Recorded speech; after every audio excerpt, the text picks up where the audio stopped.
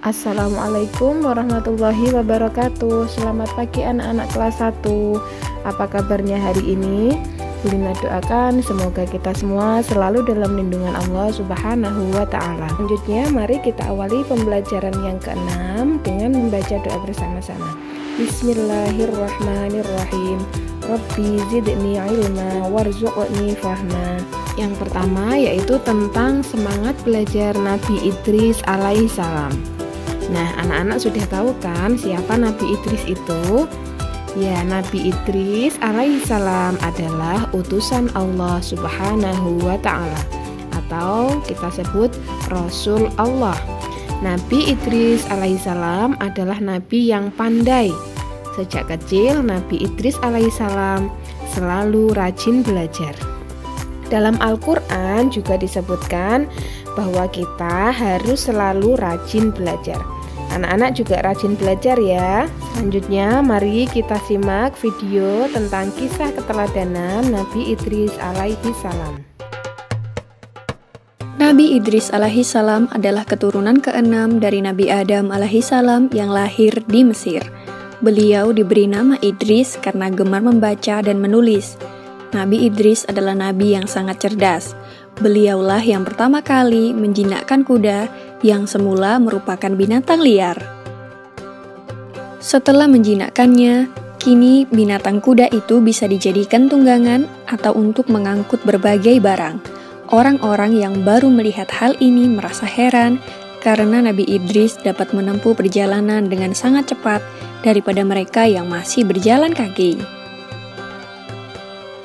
Dengan adanya kendaraan ini, kaum Nabi Idris sangat terbantu dan menjadi semakin makmur.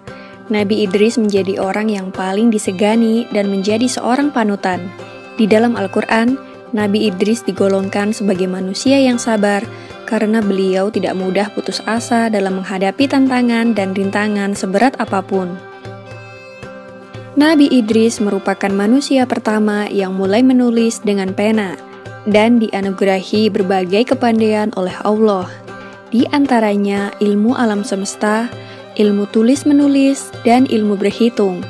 Beliau pula yang pertama kali menjahit baju, sehingga membuatnya lebih nyaman dipakai daripada baju yang masih terbuat dari daun dan kulit hewan.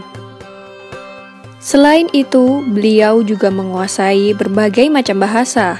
Oleh karena itulah, beliau dapat dengan mudah berkomunikasi dengan manusia lainnya. Beliau juga pandai membangun rumah sederhana yang indah dan nyaman, sehingga banyak orang dari berbagai daerah yang menirunya dan meminta bantuannya.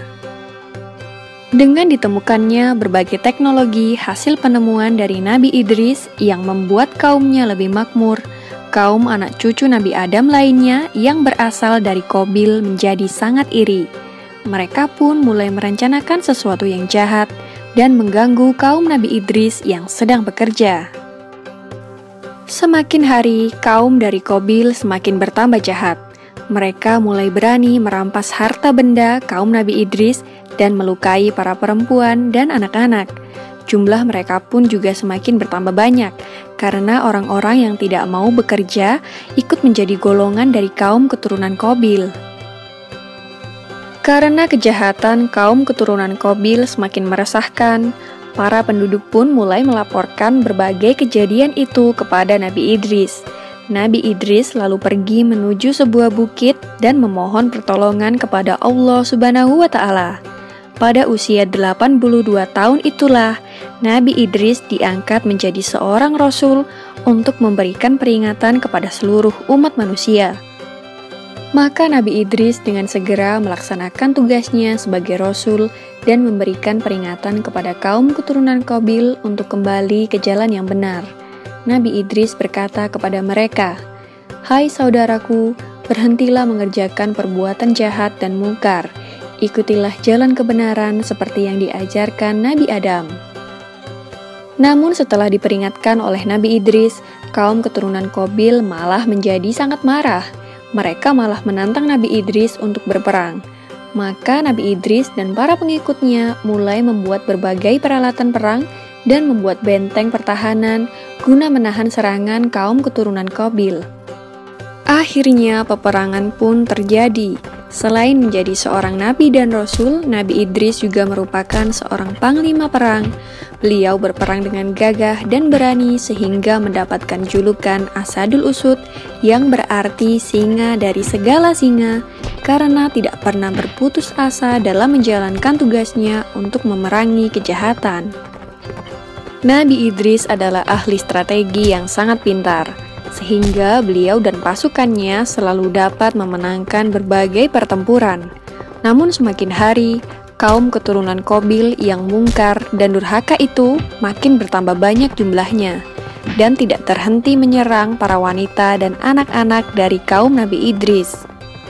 Maka Allah Subhanahu wa Ta'ala memerintahkan Nabi Idris beserta kaumnya untuk berhijrah dan meninggalkan negerinya untuk menuju tempat yang lebih aman.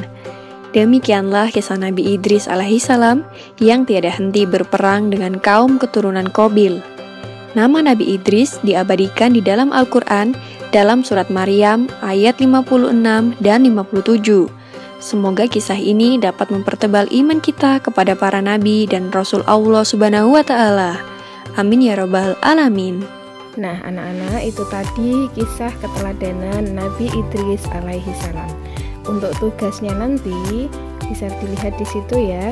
Nanti tugasnya ditulis di buku tulis, kemudian difoto, dikirimkan ke grup WA kelas 1 ya. Sekian untuk pembelajaran PAI hari ini. Kita tutup dengan membaca hamdalah bersama-sama. Alhamdulillahirabbil alamin. Terima kasih. Wassalamualaikum warahmatullahi wabarakatuh.